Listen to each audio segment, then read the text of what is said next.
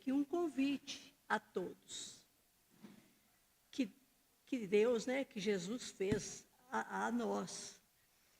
Meus filhos, chegou às portas dos vossos corações o convite para que vós mesmos conquisteis a vossa própria felicidade, para que o paraíso que procurais tanto seja nascido do próprio esforço de cada um. Não importa o estado evolutivo em que estejais, e sim a luta interior que deveis travar com ânimo e disposição para que o amor habite dentro de vós. É pela solidariedade e trabalho a favor do próximo que o Senhor confia em vós. Abri os braços para os que sofrem mais do que vós, ensinai a eles a caminharem nos trilhos da vida, cheios de esperança, de que agora vos achais revestidos, e reparti com eles esse alimento que agora comeis. Visitai os encarcerados e animai-os em suas provações, visitai os enfermos e animai-os em seus sofrimentos, visitai os leprosos, pois que são filhos do Calvário, praticai a verdadeira caridade ensinada por Jesus, para que a bênção divina se estenda em vossos caminhos. Assim seja. Então, estamos iniciando a nossa reunião com esse lembretezinho, né, para cada um. E vamos pedir a Deus, né, a nossa oração de sempre, o Pai Nosso, pedir a Deus que nos proteja, que abra os nossos corações, a nossa mente, para receber os ensinamentos da noite. Pai nosso que estais no céu, santificado seja o vosso nome. Venha a nós o vosso reino, seja feita a vossa vontade, assim na terra como no céu. O pão nosso de cada dia nos dai hoje, Senhor. Perdoai-nos as nossas ofensas, assim como nós perdoamos a quem nos tem ofendido. Não nos deixeis cair em tentação, mas livrai-nos do mal. Amém. Eu quero deixar claro aqui que eu tenho esquecido dos online, né? No finalzinho eu não falo nada. Então, boa noite a todos aqueles que estão online, né?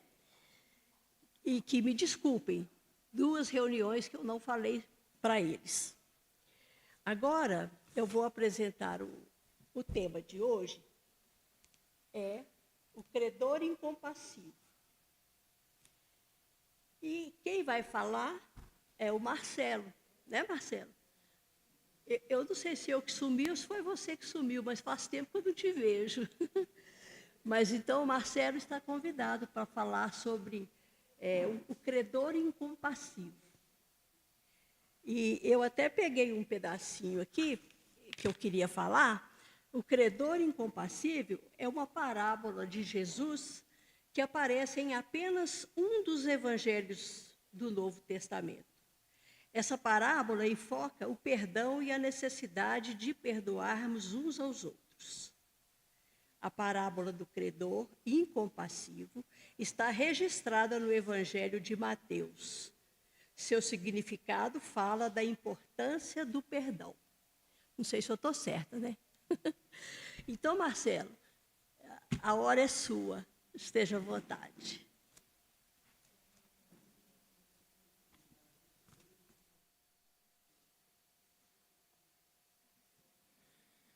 Pessoal, boa noite. Gostaria de agradecer, né, imensamente pela oportunidade de estar aqui com vocês nessa noite. E hoje nós vamos falar sobre a parábola do credor incompassivo, né, como a nossa irmã disse. Essa parábola está narrada no Evangelho de Mateus, capítulo 18, a partir do versículo 15 em diante. Jesus já começa a falar. Ele está, na realidade, nesse momento ali, Jesus está conversando com os discípulos dele.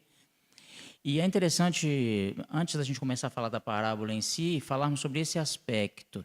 Quando Jesus está conversando com os discípulos dele, isso já é um objeto de estudo para nós. Nós aprendemos, dentro da doutrina dos Espíritos, que quando buscamos compreender as mensagens contidas no Evangelho de Jesus, algumas chaves, alguns aspectos podem nos ajudar muito a aprofundarmos a compreensão. Como dizia São Jerônimo, né, um dos grandes teólogos aí do início do cristianismo, né, um dos pais da igreja, um daqueles que fizeram parte da coletividade que elencou para nós a biblioteca divina, ou a Bíblia, como nós conhecemos. Ele dizia que por trás de cada página do Evangelho existem páginas e mais páginas. E o que quer dizer que, na realidade, nem sempre, aliás, nunca a mensagem do Evangelho, ela nunca é somente aquilo que a gente lê numa primeira passada. Ali nós conseguimos perceber níveis e mais níveis de compreensão, e à medida que o tempo for passando, à medida que os séculos forem se acumulando, nós vamos conseguir cada vez mais nos aprofundarmos no ensinamento dado por Jesus. Porque o ensinamento dado por Jesus, ele não foi um ensinamento dado para os homens e mulheres do século I. Ele não foi um ensinamento dado para os homens e mulheres do século X, nem do século XX, nem do século XXI, nem do século 30. Ele, na verdade, é um ensinamento que serve para toda a humanidade em qualquer momento da nossa história. Só que em cada época em que a gente tiver acesso ao Evangelho de Jesus, nós vamos conseguir contemplar, iremos conseguir extrair a essência num determinado nível. Então, é claro que nos primeiros séculos a gente conseguia compreender de uma determinada forma. Agora, a gente já dentro diante de toda a experiência que nós já adquirimos ao longo de todos estes séculos, já nos é possível aprofundarmos um pouco mais. E será sempre assim, porque Jesus é um ser divino, celeste, que esteve entre nós, e ele traz para nós, pela simples presença dele... É esse aqui que está tocando? Vou até colocar no silencioso. É minha mãe que está tentando falar comigo. Só que depois eu falo com ela. Ainda pensei nisso. Falei assim, será que está desligado? A intuição falando, né? Estava sentadinha ali, pensando, será que está desligado? Dito e feito, né? Mas, desculpa, tá, gente? Mas aí eu estava falando da questão dos níveis dentro do Evangelho, né? O Evangelho de Jesus, então, ele tem níveis que a gente só vai conseguir contemplar na medida em que a gente for analisando diante da época em que a gente estiver analisando. Porque Jesus é este ser celestial, divino, que esteve entre nós e que traz pela sua simples presença todo o ensinamento de toda a perfeição moral que nós podemos e devemos alcançar. Então, ele traz para nós tudo isso, mas ele sabe que nós vamos compreender dentro da realidade de cada momento. Cada um de nós irá ver o Evangelho dentro da sua própria ótica, né? Por isso, inclusive, é que ao longo dos tempos a gente vê que o mesmo Evangelho é usado para fins diferentes. Tem gente que vai tentar justificar, às vezes até as coisas mais brutais, às vezes até as condutas mais contrárias ao ensinamento do próprio Cristo. Muitas vezes as pessoas estarão utilizando o Evangelho para poder justificar. Está escrito aqui, tá viu? Jesus falou que não veio trazer a paz, mas a espada, então vamos matar a todos os infiéis. Esse argumento foi usado na época das cruzadas. Então, você pegando o Evangelho, você consegue achar explicações... Espera aí, gente, deixa eu... Oi, mãe, eu tô na palestra aqui, tá? Depois eu te ligo. Porque senão ela fica insistindo, né, tadinha? Ela fica querendo falar com... Aí, oi? Mãe é mãe, tem que atender, né? Cliente, como é que o meu chefe fala? Cliente preferencial, né? Ele parava, a mulher dele estava ligando, ele parava e falava assim, sai todo mundo da minha sala, cliente preferencial. Agora, ele interrompia mesmo, qualquer reunião que fosse para atender a esposa dele. Mas aí a gente vê que dentro do Evangelho a gente compreende pelo menos 4 níveis de compreensão. Hoje, né, dentro da doutrina dos Espíritos, nos faculta que nós compreendamos pelo menos 4 níveis diferentes. Um nível seria aquele primeiro nível literal, das passagens pela passagem em si. Quer dizer, Jesus está falando alguma coisa ali, Jesus transformou a água em vinho. Ok, foi um milagre que atesta o poder divino de Jesus sobre os elementos. É um milagre feito por Jesus. Tá, mas essa passagem em si, ela deve ter mais para nos ensinar. E aí a gente vai compreender que existe um segundo, um terceiro e um quarto níveis dentro do próprio Evangelho. Um segundo nível, que os estudiosos nos dizem, é um nível consuetudinário. O que é esse nível? É um nível no qual você consegue pegar aquela passagem do Evangelho e transportá-la para a sua realidade, para o seu século, para o seu povo, para a sua cultura naquele momento. Então, por exemplo, o povo hebreu vai interpretar a passagem de Jesus dentro da ótica dos hebreus, da história deles e tudo mais. Já o romano irá interpretar a mesma passagem dentro da sua realidade. Já o inglês do século XIII vai ter interpretado dentro da sua realidade. E o brasileiro do século XXI também vai fazer a mesma coisa. Né?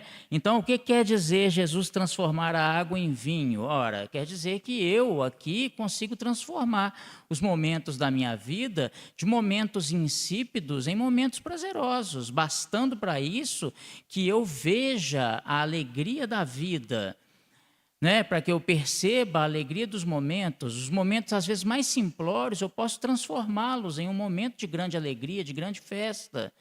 Essa é uma interpretação que eu posso dar da mesma passagem aplicada na minha vida prática. Esse é um segundo nível. Um terceiro nível é o que os estudiosos mais aplicados nos falam que seria um nível simbólico. Então, esse nível simbólico ele já é um pouco mais complexo, já é um pouco mais elaborado, e ele só é possível de alcançarmos na medida em que nós compreendamos que o Evangelho é cheio de símbolos. Ele é cheio de símbolos e cheio de chaves, e cada palavra, às vezes, que é insistentemente utilizada por Jesus, provavelmente foi utilizada com uma intenção por trás, porque Jesus é o pedagogo perfeito, Jesus é o professor perfeito. Então, Jesus sabia que os ensinamentos dele seriam deturpados com o tempo, seriam incompreendidos com o tempo, ou então seriam, muitas vezes, utilizados para puxar a sardinha para o nosso lado, né? Como a gente diz. Então, ele coloca determinadas coisas que ele considera importantíssimas, né?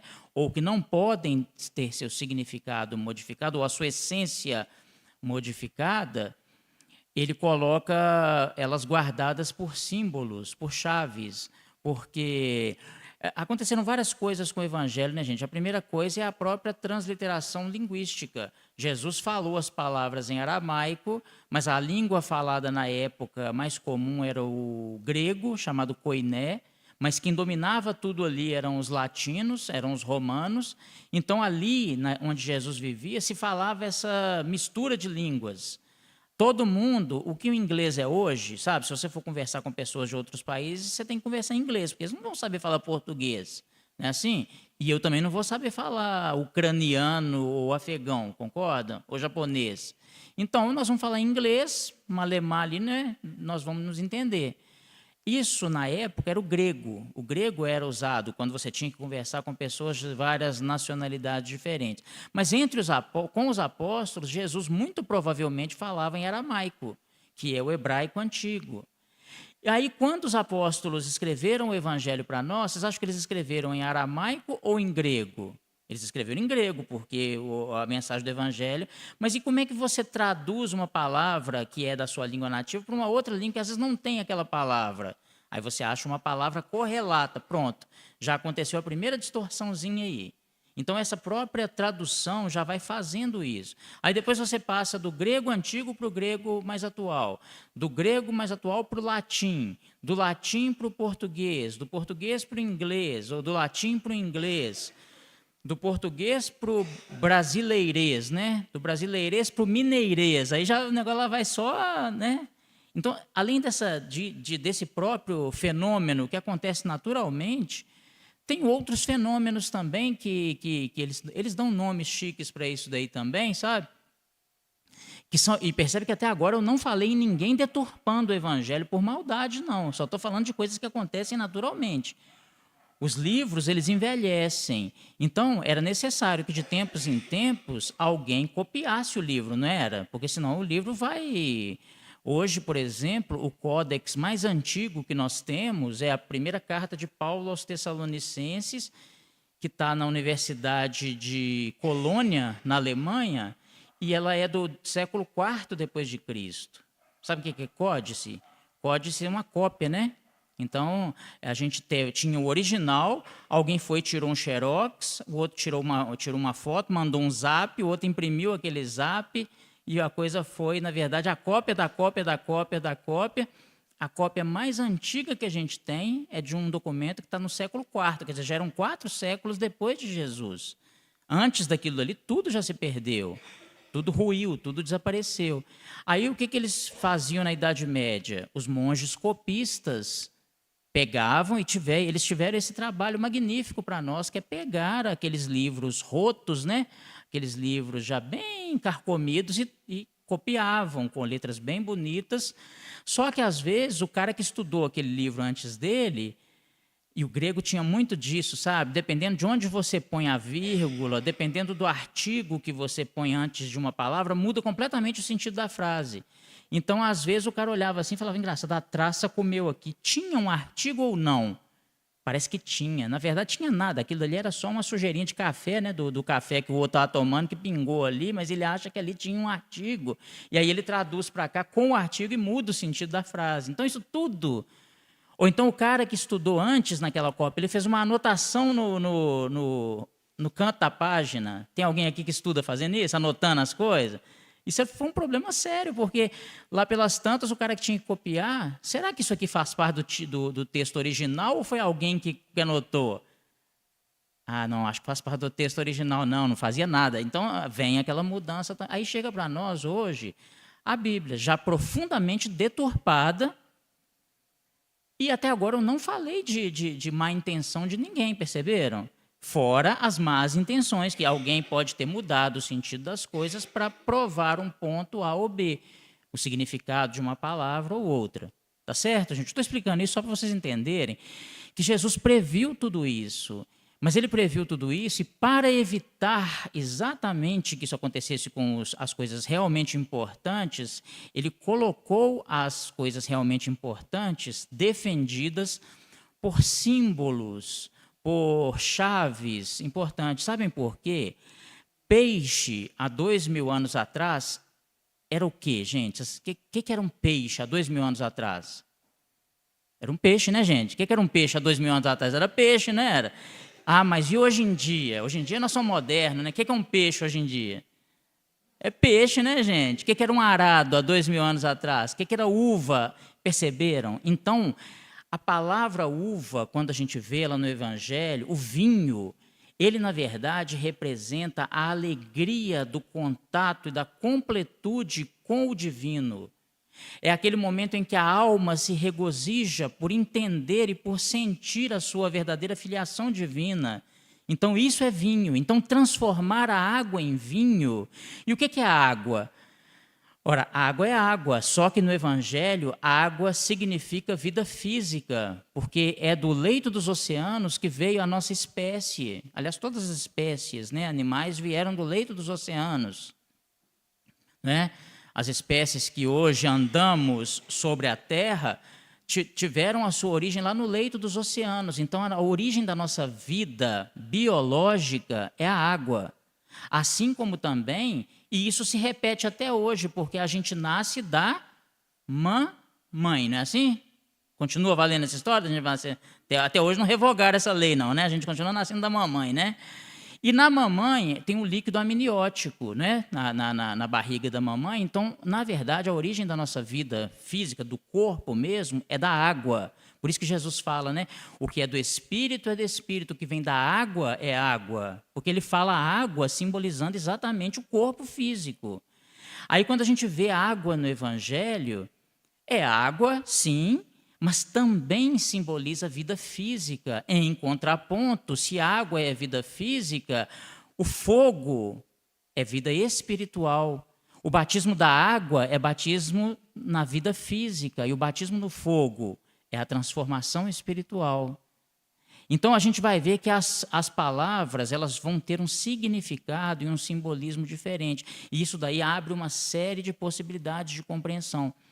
Tá certo, gente? Que a gente consegue aprofundar dentro do Evangelho quando a gente fica sabendo quais são estas chaves. Então, aqui nessa passagem, né, do perdão, a gente vai ver que está lá em Mateus capítulo 18. Vejam que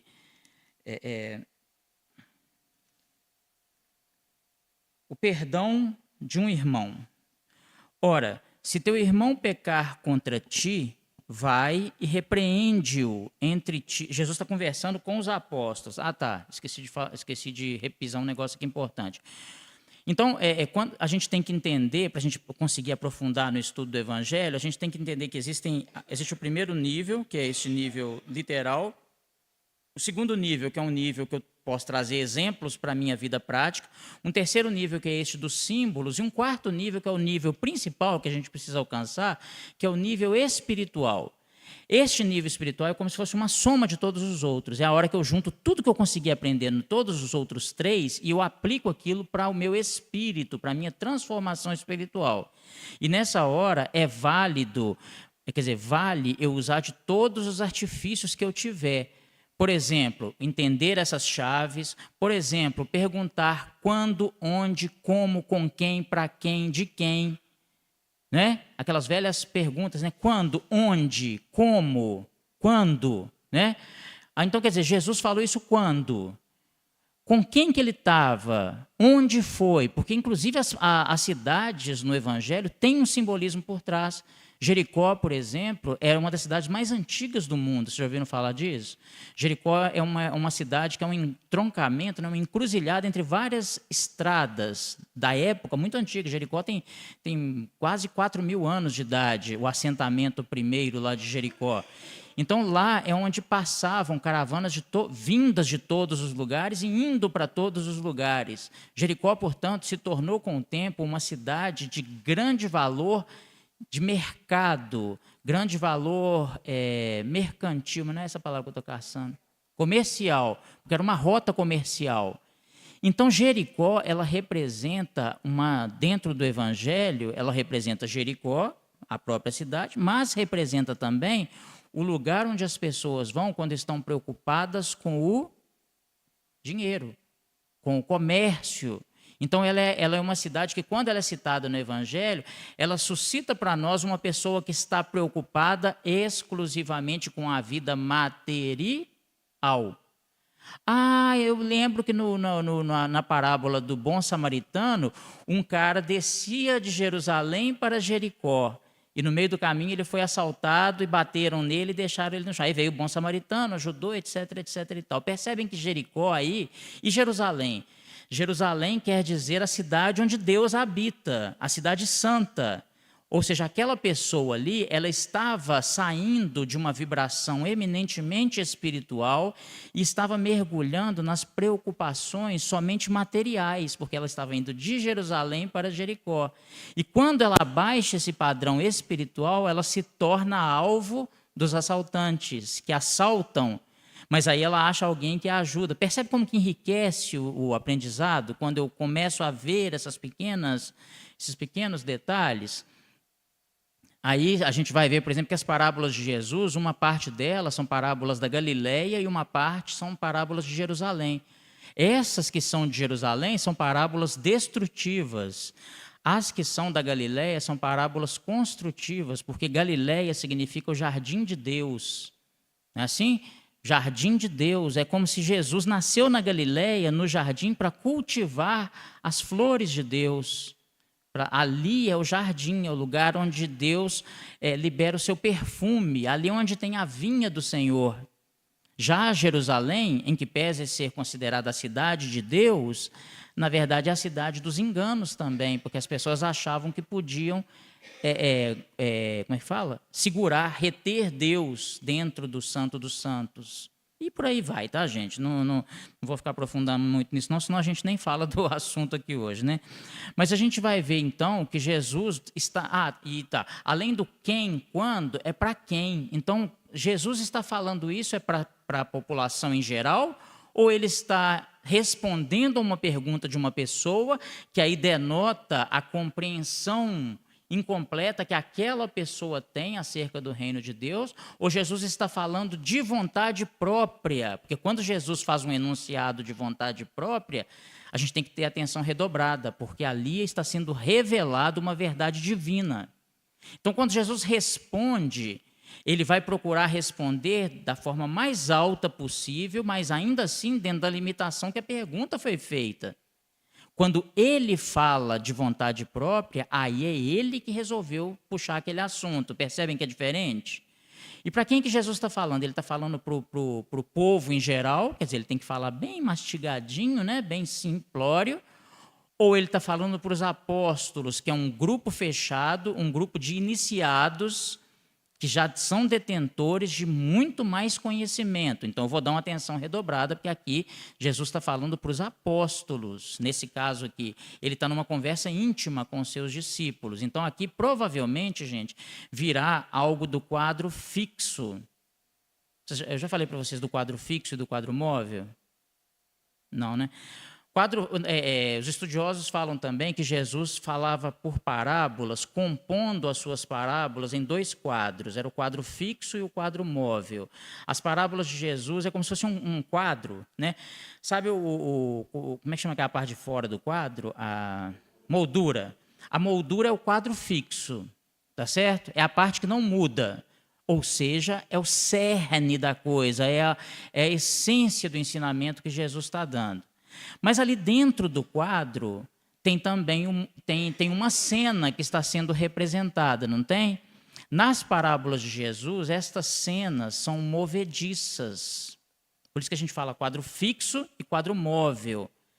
O quadro fixo é a essência da coisa que Jesus está falando. Nós temos que dar muita atenção para isso. Mas o quadro móvel, ele indica as nossas mudanças ao longo da vida, as nossas decisões. A gente muda de cá para lá, muda de lá para cá, decide. A gente migra entre os personagens, tá certo? E, normalmente, esse quadro móvel ele é muito fácil de identificar na parábola, porque ele é identificado por verbos. Porque verbo é indicação, né? Ação e movimento.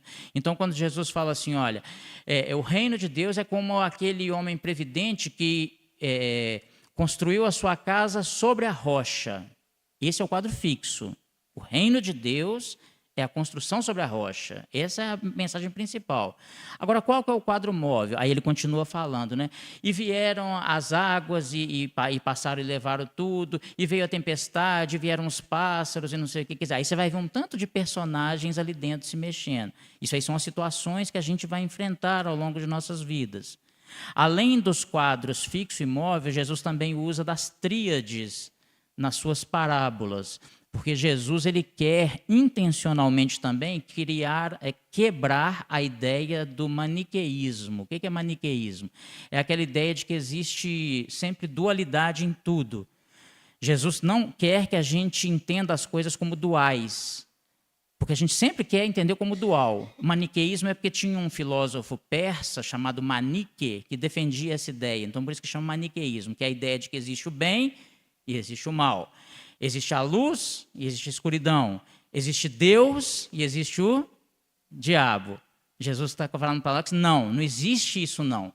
Não existe a luz e a escuridão, existe a luz. A escuridão que está debaixo da cadeira é porque a cadeira está atrapalhando a luz de chegar.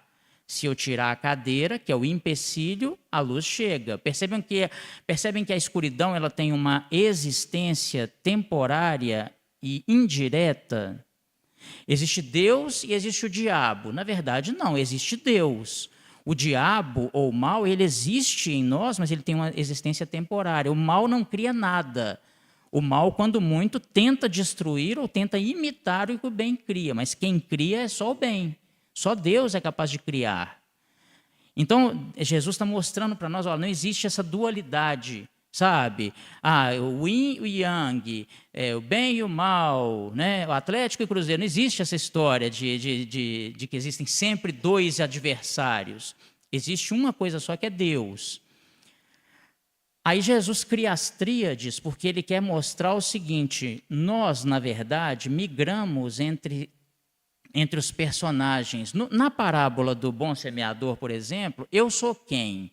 Eu sou o cara que estava descendo de Jerusalém para Jericó, que estava preocupado somente com as coisas materiais, ou eu sou o assaltante que assaltou e bateu nele, ou eu sou o bom samaritano que ajudou. Percebe uma tríade aí, gente? Eu, no caso, é claro que sou bom samaritano, né? Vocês até podem ser o assaltante, tá? Mas eu não. Não, Marcelo, você é o assaltante, muitas vezes. Muitas vezes na vida sou eu que bato nos outros. Aproveito que o cara tá descendo, né? O morro desavisado, e aí eu dou uma rasteira nele e roubo tudo que ele tem.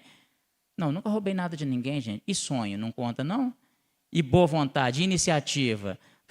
A pessoa vem cheia das ideias, né? Tive uma ideia, vou fazer isso, isso e isso. O que eu faço? Primeira coisa que eu faço é mostrar para ela todos os jeitos daquilo dar errado. Mas você já pensou nisso? Você já pensou que você não tem dinheiro? Você acha mesmo? Né? Se fosse você, não tentava, não. Não é, gente? Quantas vezes eu não sou esse cara que não mata o sonho de um tanto de gente?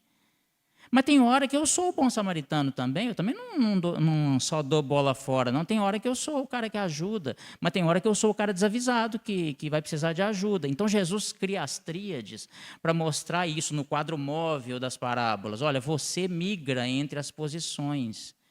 Então, em cada parábola, portanto, aí eu só disso aqui que eu falei para vocês, já dá para eu extrair 3 vezes mais ensinamentos, né? Porque em cada parábola eu vou me projetar em 3 tipos de personagens diferentes e ver o ponto de vista de cada uma delas.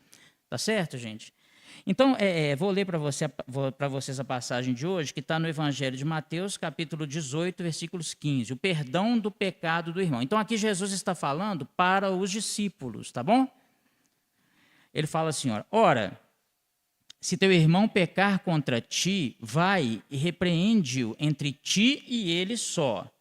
Se te ouvir, ganhaste o teu irmão. Mas, se não te ouvir, leva ainda contigo 1 ou 2, para que pela boca de 2 ou 3 testemunhas toda a palavra seja confirmada. E se não as escutar, dizei-o à igreja. E se também não escutar a igreja, considera-o como um gentio e publicano. Em verdade vos digo que tudo o que ligardes na terra será ligado no céu, e tudo o que desligardes na terra será desligado no céu. Também vos digo, se 2 de vós concordarem na terra acerca de qualquer coisa que pedirem, isso lhe será feito por meu Pai que está nos céus. Porque onde estiverem 2 ou 3 reunidos em meu nome, aí estou no meio deles. Então Pedro, aproximando-se dele, disse, Senhor, até aqui que vai começar propriamente o assunto, tá? Senhor, até quantas vezes pecará meu irmão contra mim e eu lhe perdoarei? Até 7? Jesus lhe disse, não te digo até 7, mas até 70 vezes 7. E aí, para exemplificar melhor o que Jesus dizia, ele contou uma parábola, a parábola do credor incompassivo. Por isso, o reino dos céus pode se comparar a um certo rei que quis fazer contas com os seus servos. E, começando a fazer contas, foi-lhe apresentado um que lhe devia 10.000 talentos. E não tendo ele como pagar, o seu senhor mandou que ele e sua mulher e seus filhos fossem vendidos, com tudo quanto tinha, para que a dívida se lhe pagasse. Então aquele servo, se prostrando, o reverenciava, dizendo, Senhor, seja generoso para comigo, e tudo te pagarei. Então o senhor daquele servo, movido de íntima compaixão, o soltou e perdoou-lhe a dívida. Saindo, porém, aquele servo, encontrou um dos seus conservos, que lhe devia 100 denários. E lançando mão dele, o sufocava, dizendo, paga-me o que me deves. Então o seu companheiro, prostrando-se a seus pés, lhe rogava, dizendo, seja generoso para comigo, e tudo eu te pagarei. Ele, porém, não quis saber, antes foi prendê-lo na prisão até que pagasse a dívida. Vendo, pois, os seus companheiros o que acontecia, ficaram tristes com aquilo e foram declarar ao Senhor tudo o que tinha acontecido. Então o Senhor, chamando-o à sua presença, lhe disse, servo malvado, te perdoei toda aquela dívida porque me suplicaste. Não devias tu igualmente ter compaixão do teu companheiro, como eu também tive misericórdia de ti? e, indignado, o seu senhor entregou aos atormentadores, até que pagasse tudo o que devia. Assim vos fará também meu Pai Celestial, se do coração não perdoardes tudo o que não perdoardes cada um a seu irmão as suas ofensas. Vocês percebem que tudo isso, na verdade, versa sobre o perdão. A história até que é simples, né? O cara devia... devia quanto? Aqui fala, né? Ele devia 100 talentos, né? Começando a fazer, foi lhes apresentar 10 mil talentos. Ele devia 10 mil talentos para o senhor dele. E o senhor dele sabia que ele não tinha como pagar aquilo. E aí ele pediu, né, prostrado ali, aí o senhor dele falou, olha, você me deve, então eu vou te vender a sua mulher e a seus filhos como escravos para você pagar a sua dívida. Aí ele implorou e tudo mais, e o senhor ficou com dó e falou, não, tá bom, então está perdoada a sua dívida. Na hora que ele saiu dali, a primeira coisa que ele encontrou foi um outro camarada que devia para ele 100 denários. E ele pegou o cara pela gola da camisa e exigiu e mandou prender o cara. Aí o senhor chamou ele de volta e falou, você foi mal e tal, e mandou prendê-lo. Simples a história, né, gente? Só que, na realidade, essa é uma parábola de Jesus. E logo aqui de cara, eu vou perguntar para vocês, vocês conseguiram identificar uma tríade aqui? Na verdade, nem sempre tem uma tríade só também, não. Às vezes tem mais de uma, tá? Mas uma tríade vocês conseguiram identificar? Eu consegui. Tem o Senhor, tem o servo como fala? Mal agradecido, e tem o terceiro, que é o que deve para ele. Perceberam? Então, vamos tentar pensar nisso daqui. Uma coisa que chama a atenção quando a gente começa duas coisas me chamaram a atenção quando a gente começa a estudar essa parábola. A primeira é o seguinte, que parece que esse rei aqui, ao que tudo indica, e quando Jesus fala rei, aqui vai uma chave para vocês, né? Rei, ou dono das terras, ou pai de família, normalmente quando Jesus usa essa figura de linguagem, ele está querendo falar do próprio Deus, que é quem detém todo o poder e é quem detém todas as coisas, a quem todas as coisas são por direito e glória. Deus é o dono de tudo.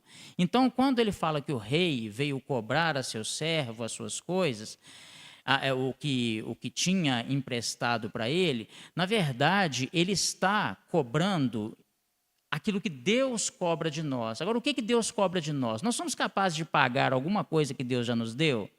Nós somos capazes de pagar qualquer coisa. Se Deus resolvesse cobrar de nós a dádiva da vida, como que a gente iria pagar? Então, a grande verdade é que nós não temos condições de pagar nada a Deus. Nem adianta vir cobrar, viu, Deus? Não adianta vir cobrar porque eu não tenho com o que pagar. O Senhor sabe disso. Então, já soa estranho esse rei cobrar aqueles talentos que o cara devia. Uma outra coisa que me chama a atenção é que eu não sabia. Vocês sabem quanto que valia um talento, gente? Um talento era uma peça de prata na época. O dinheirinho da época era o seguinte, o denário, né? Ou a dracma, denário é como os romanos chamavam, dracma era a nomenclatura grega. Era o valor de uma jornada, ou seja, o valor de um dia de trabalho. Quando você trabalhava um dia no trabalho braçal, né? Fosse como pedreiro, fosse como carpinteiro, fosse como o que fosse, você tinha direito a um denário ou um dracma, que é a mesma coisa, só que em línguas diferentes. Então, eu ganhava um denário ao final de um dia.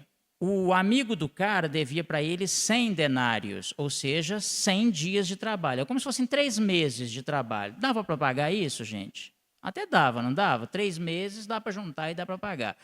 Agora, vocês sabem quanto que valia o tal do talento? O talento, na verdade, valia 6 mil denários. Um talento valia 6 mil denários. Então, ele devia para o senhor dele 10 mil talentos, o que equivale a dizer 60 milhões de denários. Percebem que é uma dívida impagável? Se ele trabalhar 60 milhões de denários, seria ele trabalhar 60 milhões de dias. É muito mais do que uma vida. Então, o que Jesus está querendo dizer para nós aqui é que o que ele devia para o Senhor era impagável. Mesmo que ele fosse escravo, aí o que o pessoal fazia? Quando a pessoa ficava devendo muito dinheiro, tinha duas alternativas. Ou ela vendia tudo que ela tinha e pagava, ou então ela pagava como trabalho mesmo. Aí ela virava escrava. Houve muitos casos de escravos voluntários, até na própria Roma. A pessoa se tornava um gladiador, se tornava um escravo durante um tempo para pagar aquela dívida que ele tinha, que era uma dívida que ele não conseguia pagar. Aí, durante muito tempo, ele era escravo, depois, quando ele terminava de pagar, ele se libertava. Então, por isso é que era usado esse costume na época da escravidão, era dessa forma.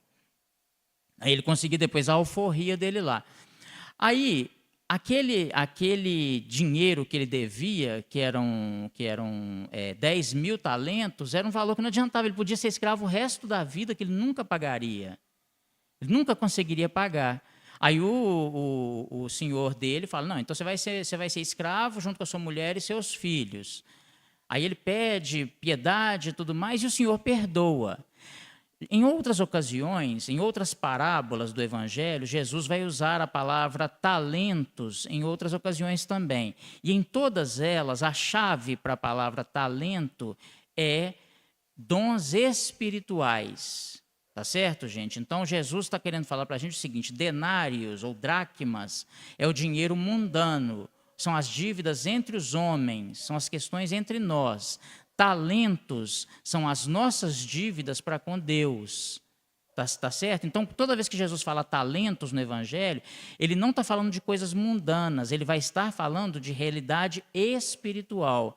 Neste caso aqui, é como se fosse o Senhor ou Deus chamando o seu servo, que era alguém em quem ele tinha depositado vários e muitos talentos, para aferir se aquela pessoa tinha tido os aprendizados necessários.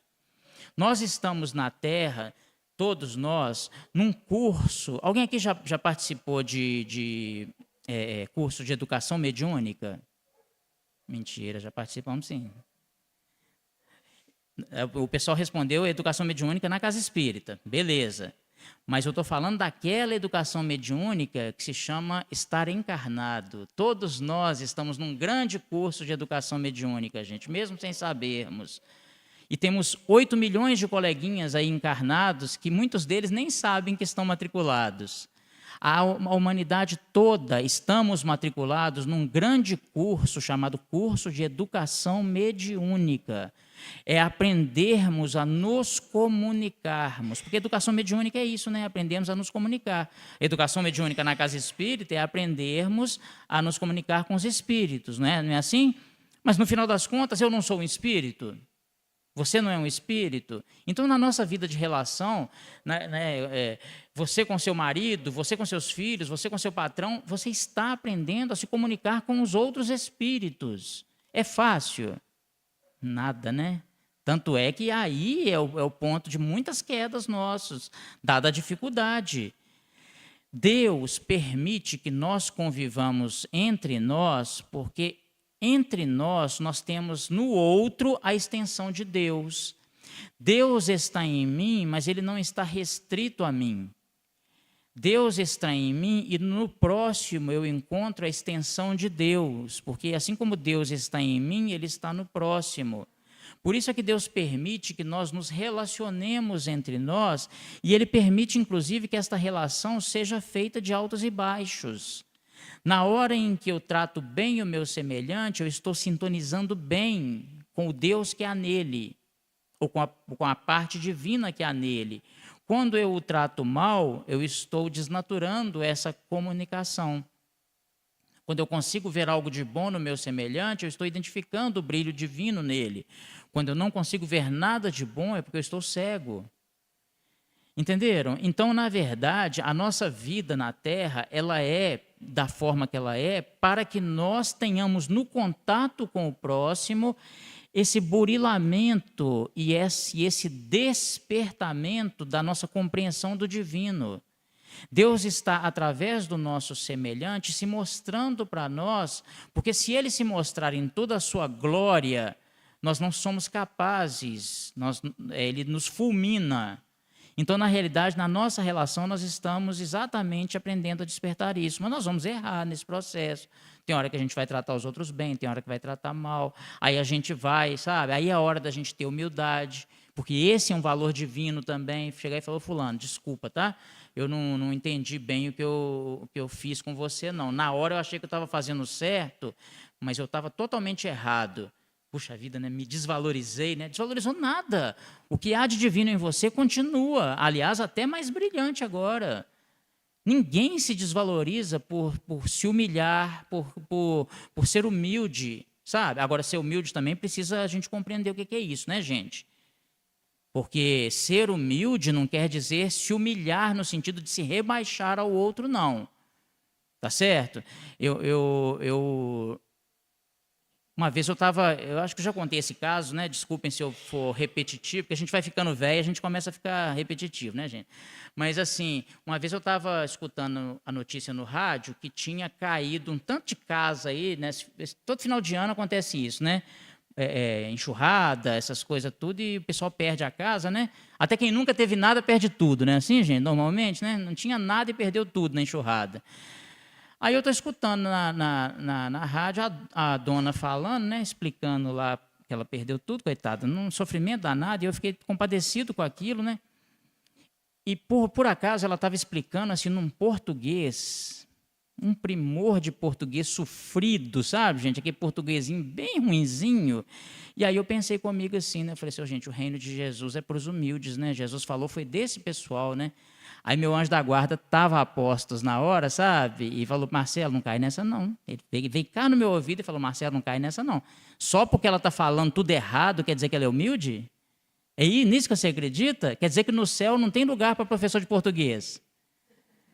Só quem sabe falar nós vai, nós foi é que é humilde. Aí eu falei, entendi. A verdadeira humildade não é a pessoa estar sem dente, não é a pessoa estar todo humilhado. Que às vezes, gente, aquela pessoa está ali fazendo tipo. Se deixasse ela pegar o chicote, meu filho, ela colocava todo mundo debaixo do pé. Não, isso são só aparências.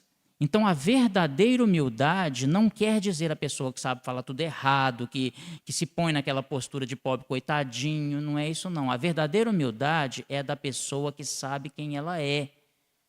Quer ver, eu vou falar uma frase para vocês vão me falar se essa pessoa era humilde ou não. Tá? Teve um cara aí uma vez que chegou e falou o seguinte, ó, eu sou o caminho, a verdade e a vida. Ninguém vem ao Pai se não for através de mim. Esse cara era humilde, gente. Esse cara se achava, né? Nossa, o cara se acha, né? Só que vocês sabem quem falou, né? Por isso que vocês entenderam o que eu falei agora. Na verdade, ele é mesmo o caminho, a verdade e a vida. Então, ele está sendo soberbo? Não, ele é mesmo. Então, saber o que você realmente é a verdadeira humildade. Você precisa saber o seu valor e saber o valor do próximo. E a gente tem que saber aferir isso cada vez melhor. Por isso é que Deus permite essa vida de relação. Tá certo? Esse senhor aqui, ele veio cobrar do servo dele, não o dinheiro em si, mas os valores que ele apostou naquela pessoa, frente à coletividade. Você já aprendeu, você deu demonstrações de todos estes talentos que você tem recebido, na forma de instrução, na forma de aprendizado divino? Aí o cara, não consegui ainda e tal, mas pelo amor de Deus, me perdoa, me perdoa. Aí o Senhor falou, olha, estou achando que você está muito devagar, você está recebendo muito e está doando pouco. Está igual o homem da mão mirrada, né? Que Jesus chegava na sinagoga e o cara estava sempre lá no fundo, né? A mãozinha que recebe, que é a mão esquerda, era gordinha, essa era boa. Agora a mão que dá, essa era toda, como é que fala? Toda ressecada, né? Toda ressequida. Aí Jesus falou com ele, você aí atrás, vem cá, ué. Vamos dar a cara a tapa aqui também, vai ficar só na moita aí atrás? Não, vem cá também. Como é que a gente vê nas casas espíritas? Quem quer fazer a prece hoje? Todo mundo esconde, né? Brincadeira, né, gente? Eu sei como é que é a questão de falar aqui na frente, às vezes é difícil mesmo, mas a gente precisa vencer as limitações da gente, ué. Né? Não foi assim que Jesus falou? Ninguém acende uma lâmpada e esconde debaixo da cama, não. Se você foi acendido... É acendido ou aceso, hein? Acho que foi as duas, né? Se você foi acendido por Deus, né? Foi aceso por Deus, é para que o seu brilho ilumine as outras pessoas também. Deus não gasta óleo para acender lamparina à toa, não. Se ele te acendeu, é para você servir de exemplo também, tá certo? E Jesus fala muito disso. Aí Jesus falou e chamou o cara para frente. Aí nessa hora o cara marcou o gol. Nessa hora o cara foi. Ele foi. Percebem que o golaço dele foi ter ido. Porque ele poderia ter falado, não, hoje não sei o quê. Não, ele foi. Tudo bem, estou com a mão errada, mas vou. Aí Jesus foi, pegou a mão dele, né? Esticou a mão dele, curou a mão dele e falou, agora vai. Agora você também vai doar. Você não precisa ficar só recebendo, não. O outro estava lá na beira da piscina. O que está acontecendo? O que está pegando, meu irmão? Tem 38 anos que eu estou aqui, todo dia chega um, pula dentro da piscina e cura primeiro, e ninguém me empurra, não sei o que. Jesus falou, para com essa, sai dessa, levanta, pega a tua cama e anda. Quer dizer, você está há 38 anos aqui, 38 é um símbolo também, tá, gente? O 3 é o símbolo divino e o 8 é o infinito. Então, quer dizer, aquele homem já tinha, como é que fala? Exaurido todo o processo expiatório dele, já estava passando da hora dele, pega o trilho, meu filho. Vai ficar até quando nessa lamentação aí, reclamando que os outros não te ajudam? Não, você pega a tua cama, quer dizer, pega o seu aprendizado, pega toda a sua bagagem e anda. Fica esperando ninguém te jogar na piscina mais não. Então, Jesus está chamando a atenção para isso. Esse rei aqui estava chamando a atenção desse cara para isso. Olha, o que você aprendeu? Aí ele falou que não aprendeu. Ele admitiu que não aprendeu e tudo mais. Então, Deus fala, então agora eu vou tirar de você aquilo que está te atrapalhando. Aparentemente, mulher e filhos e tudo mais, e liberdade, está te atrapalhando demais. Você tá com... É como se Deus falasse com ele assim, a sua vida está mansa demais. Você não está aprendendo os valores verdadeiros porque a sua vida está mansa demais. Deus faz isso com a gente. Deus não deixa a gente muito quieto no mesmo lugar muito tempo, não. Sabiam disso? Porque na hora que ele vê que a gente está muito confortável, né, nessa vida aqui, que a gente já está com os nossos 80, 90 anos, já estabeleceu, já está até falar agora, vamos para a próxima. Aí você chega lá no mundo espiritual chutando todo mundo, né? Eu queria continuar lá na minha vida. Eu sei que você queria, mas o que tem lá na frente para você é muito melhor do que isso. Então, por isso que Deus movimenta a gente, Ele tira a gente do status quo, porque Ele sabe que o que tem depois é muito melhor para nós. Então, Ele não pode deixar a gente no comodismo, não, sabe? Parece cruel naquele primeiro momento ali, mas é igual quando a gente tira o menino da cama de manhã para ir para a escola, sabe? É importante, dá dó, corta o coração, mas tem que tirar da cama, porque a gente sabe que o futuro vai ser melhor desse jeito. Então, Deus faz isso com a gente também. Aquele senhor ali, então, o preço era impagável, mas ele perdoa, ele fala, tudo bem, vamos dar mais uma chance para você. Você demonstrou arrependimento, você demonstrou tudo isso. Orígenes de Alexandria, ele questiona muito isso, né? Orígenes é um cara lá do século II, ele questiona muito isso, que parece nessa parábola que Deus mudou de ideia, porque primeiro ele perdoa, depois ele condena o cara de novo. Aí ele analisa isso falando que não, que o primeiro pecado do cara, que foi o aprendizado não auferido, esse foi perdoado e a dívida encerrou.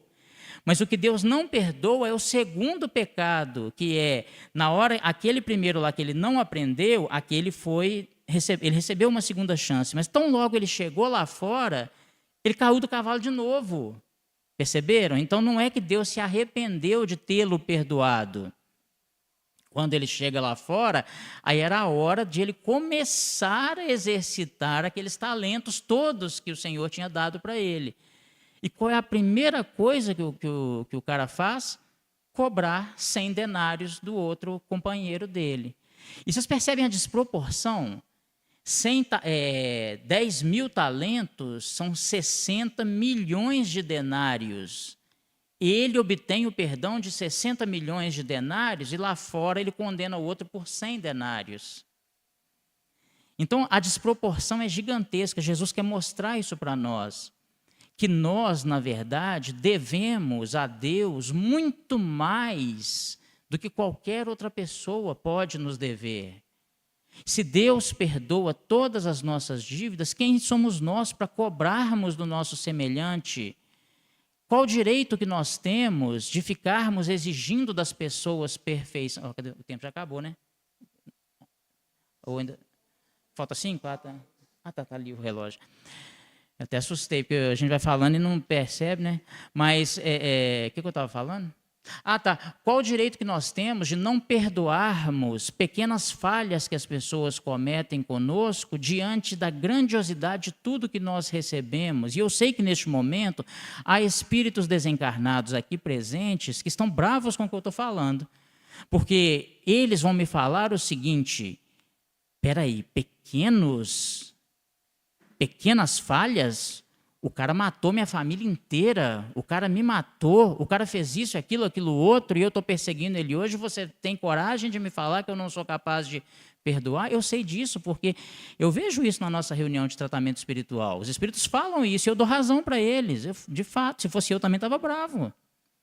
Só que na prática, Deus, que te dá 10.000 talentos, é capaz de te dar aqueles 100 denários que o cara te tomou e muito mais.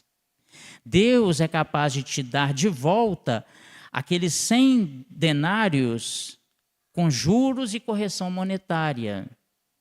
Então, na prática, ninguém deve nada para você. Todos devem tudo a Deus. Quem vai cobrar para você o que o outro te deve não é você, é Deus vai cobrar dele. Deus vai te dar aquilo que você merece e vai cobrar dele o que ele deslocou ou distorceu da lei de equilíbrio. Entenderam, gente? Então, eu falo isso porque a nossa preocupação tem que ser com os encarnados, mas com os desencarnados que estão ouvindo também. A grande verdade é que tudo aquilo que Deus permitiu que pela maldade do outro acontecesse conosco, se assim aconteceu, é porque Deus tem um plano melhor para a gente depois. Eu sei que pode parecer ilógico neste momento, mas é porque a gente ainda não viu o quadro todo. Tudo aquilo que foi tirado de nós, Deus nos dará em dobro depois. Deus nos restituirá em dobro e vai cobrar do outro o que ele fez. Pois Jesus nos disse que há de haver o escândalo, mas ai de quem for instrumento do escândalo. Vocês sabem o que quer dizer escândalo? Outro dia que eu fiquei sabendo, escândalo é uma palavra grega, né? A palavra era escandalon. Escandalon quer dizer pedra na qual a gente tropeça, pedra de tropeço. Então, se eu ponho uma pedra no seu caminho e você vem andando e tropeça naquela pedra, você tropeçou no escandalon, que é aquela pedra de tropeço. Então, Jesus fala o seguinte: há de haver pedras de tropeço, especialmente para quem está distraído. Para quem está distraído, qualquer pedra é pedra de tropeço, né, gente? Para quem tá mais esperto, já está mais safo ali, consegue desviar das pedras de tropeço. Mas para quem está distraído, qualquer pedra é escândalo. Mas quem que pôs essa pedra aqui? Quem pôs fez errado, porque pôs ali às vezes até intencional, para que eu tropeçasse sabendo que eu sou distraído. Então, aquela pessoa ali... Só que o que aconteceu? Na hora que eu tropeço na pedra, o que ativa em mim? A esperteza. Então, se eu tropeço e me machuco, da próxima eu já estou mais esperto, não estou? Por que Deus permitiu, então, a pedra?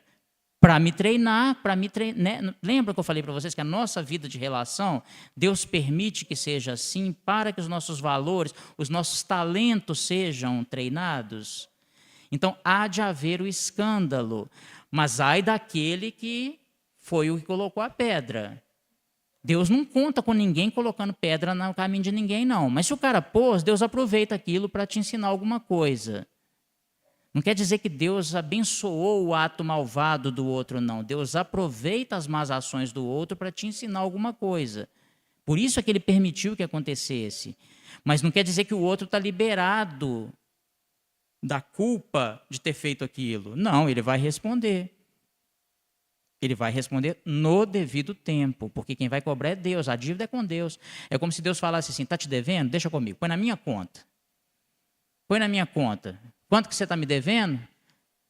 Estou te devendo 10.000 talentos. Subtrai aí 100 denários do que você está me devendo. Ele ali não está te devendo nada e agora ele está com a dívida de 100 comigo. É como se Deus fizesse isso. Entenderam, gente? Então, eu acho que a mensagem em si é essa que Jesus está passando para nós. Como é que é o nome do negócio? Não, está aqui. Ó. É o credor incompassível. O credor incompassível, na verdade, é a pessoa que não compreende as leis de Deus. O credor incompassível é o cara que não entendeu essa mecânica, essa matemática toda. Ninguém deve nada a ninguém. Todos nós devemos tudo a Deus. E Deus vai nos cobrar no devido momento. No devido momento, tudo chegará até nós, tudo chegará a todas as pessoas. Quanto a ti, que te importa a ti? Segue-me tu, disse Jesus. Quer dizer, não me preocupa com o outro, deixa o outro para lá, o que é dele vai estar reservado. Quanto a ti, segue-me tu, que eu vou te dar tudo que você merece, tudo que você precisa.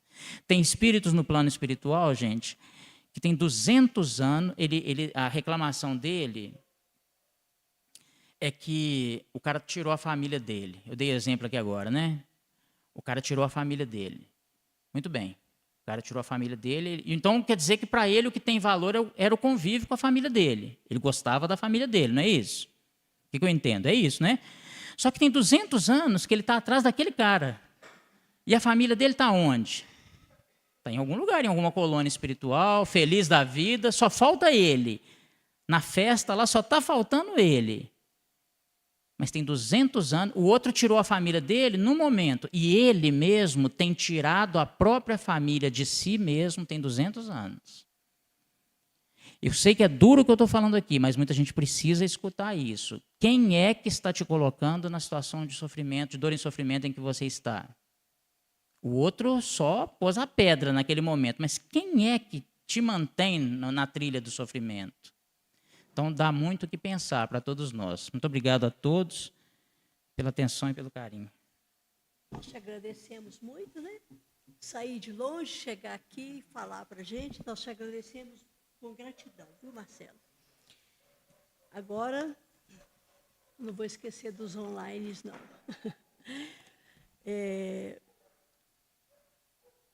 Nós vamos fazer a prece para que eles participem, né? Também da prece de término, para a gente passar para as outras atividades que eles vão desligar. Amado Mestre Jesus, estamos aqui mais uma vez, agradecendo a vós por tudo que nos tem dado, por tudo que tem feito por nós, todos os dias da nossa vida. Com as parábolas desse mês, nós estaremos aprendendo muito como hoje, né? Pensar bem onde estamos, por que estamos, o que fizemos. Que Jesus esteja do nosso lado, nos amparando, nos protegendo, guiando os nossos passos para onde quer que seja. E também agradecendo assim, agradecendo o que somos, o que temos, o que podemos, né? Temos muito, temos a nossa vida. Então, fique aqui o convite para que cada um se preocupe também com o seu próximo, não consigo mesmo somente. Que Deus esteja aqui e onde nós passarmos até a nossa casa. O tema de